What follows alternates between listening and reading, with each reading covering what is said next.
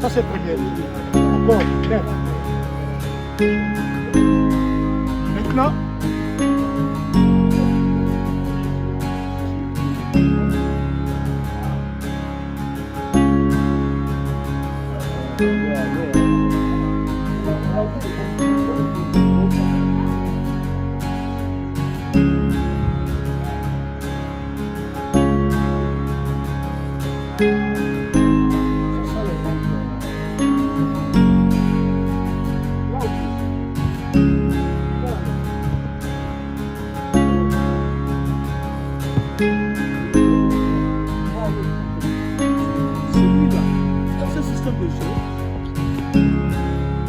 c'est ça. La théorie. Nous avons le ballon. Donne-moi le ballon, mon gars.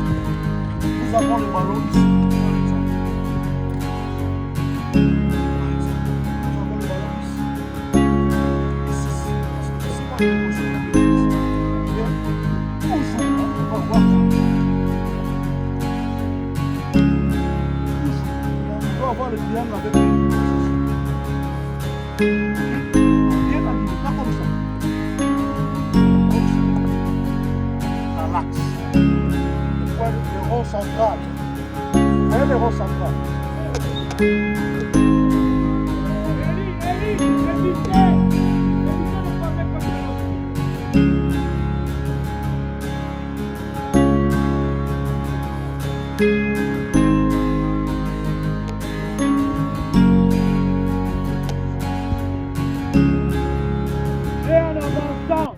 J'ai un avançant. En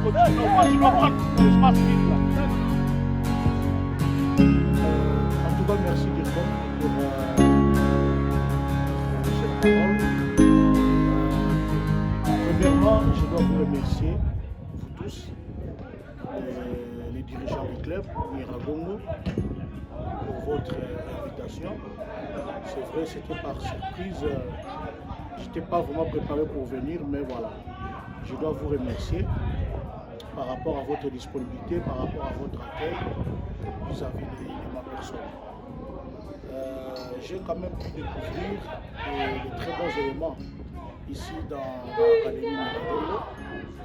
Et c'est pas pour rien, je vois maintenant que vous avez quand même noué une très très bonne relation, un partenariat qui est vraiment bénéfique pour les jeunes de la région avec l'Académie Génération Foot. Et ça, je vous félicite aussi pour ça. Et je vois quand même le fruit par rapport à le travail bâti par ici, le travail accompli par les coachs, spécialement les coachs Baloukou et les présidents, que je félicite aussi pour son engagement du côté finance, parce que le football actuel, ça va ensemble aussi avec les finances. J'ai pu découvrir quand même votre équipe première. Il y a pas mal de bons jeunes joueurs que vous devez continuer à les encadrer.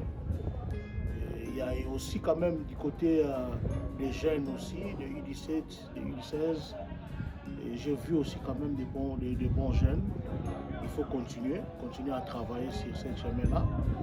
Espérons qu'avec le travail, comme on dit, ça va payer un jour. De mon profil, je suis Kimbongi Lafranklin.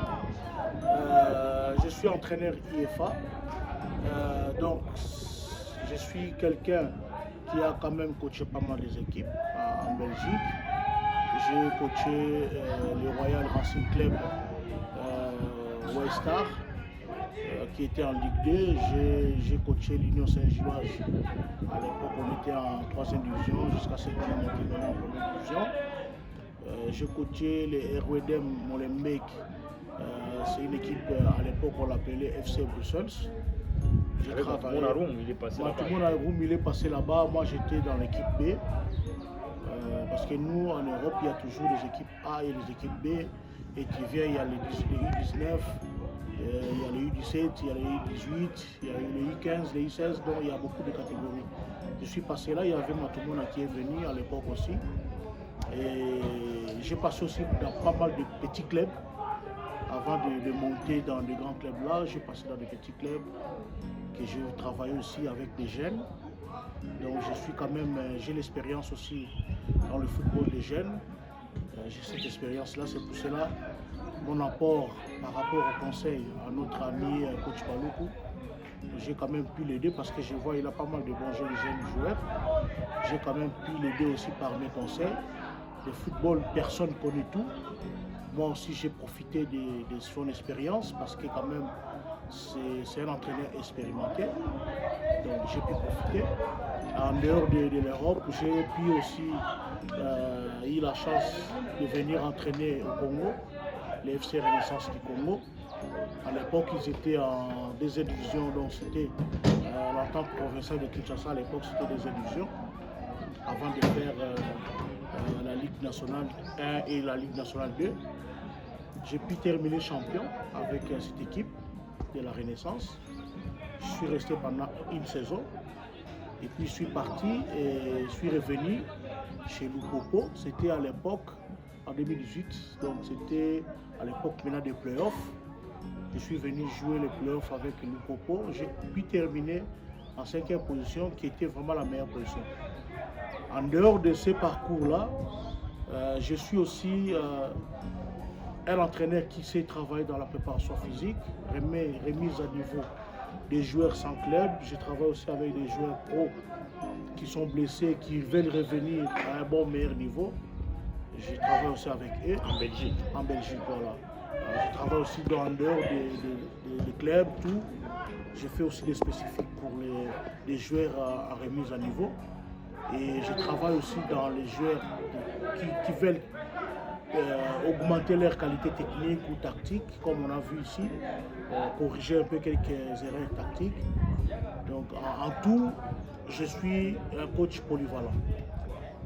Alors merci beaucoup et en tout cas gratitude pour le centre. Merci coach, on espère vous revoir prochainement ou voir également nos jeunes aller là-bas pour voir. Oui, c'est le projet, surtout avec les partenariats que vous avez fait avec l'Académie Génération Foot.